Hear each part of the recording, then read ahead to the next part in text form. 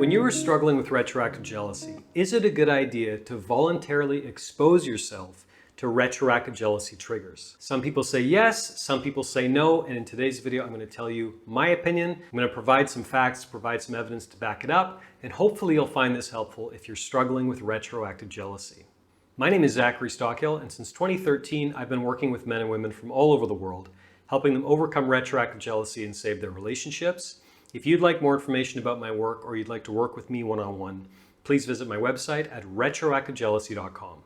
First off, a quick definition for the people who are new here. The term retroactive jealousy refers to unwanted intrusive thoughts, often painful curiosity, and very vivid and painful mental movies about your partner's past relationships and or sexual history. And when I talk about triggers as it applies to retroactive jealousy, I'm talking about situations, things, people, places that conjure up those intrusive thoughts that seem to inspire the typical symptoms that we associate with retroactive jealousy. For example, this could be a bar that your boyfriend and his ex used to go and have drinks in. This could be a sweater that your partner's ex-wife gave to your partner. It can be any number of things that for you, when you encounter them, tend to inspire the intrusive thoughts, tend to provoke that kind of anxiety that we associate with retroactive jealousy. In a lot of my work, I talk about limiting your exposure to retroactive jealousy triggers.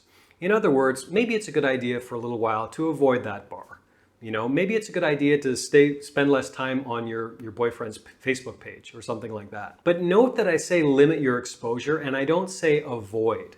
Because if we intentionally avoid something and we're totally fretting about ever encountering it and we make it a big deal, it often makes it much more powerful. It often gives it a lot more power over us. In other words, if your girlfriend and her ex-boyfriend used to walk down a certain street and you avoid that street like the plague and you take all kinds of routes to go around it and you just do everything in your power to avoid it forever, I think you're making that street very powerful in your brain and you're actually increasing the power of that retroactive jealousy trigger. So again, there's a difference between limiting your exposure, if possible, and completely avoiding something, if that makes sense. And I also wanted to mention, why I talk about limiting your exposure to retroactive jealousy triggers. Many people have retroactive jealousy triggers that involve specific details about their partner's past. So some retroactive jealousy sufferer has a lengthy conversation with their partner about their partner's past, and that sends them down this rabbit hole, and all of a sudden they've got these new retroactive jealousy triggers. When that same sufferer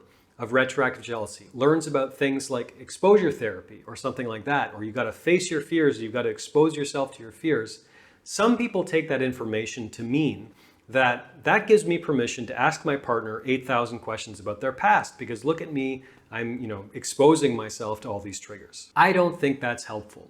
As I say endlessly on this channel and to coaching clients all the time, more information, asking your partner more questions, digging for more details on social media, getting more granular, insignificant details about your partner's past is not going to help you overcome retroactive jealousy.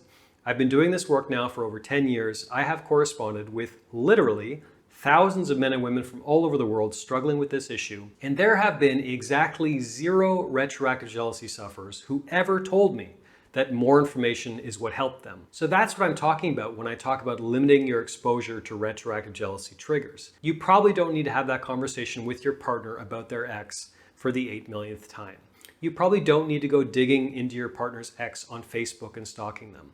Limit your exposure to these triggers. That said, of course, there are many techniques that can help you deal with these triggers if and when you do encounter them.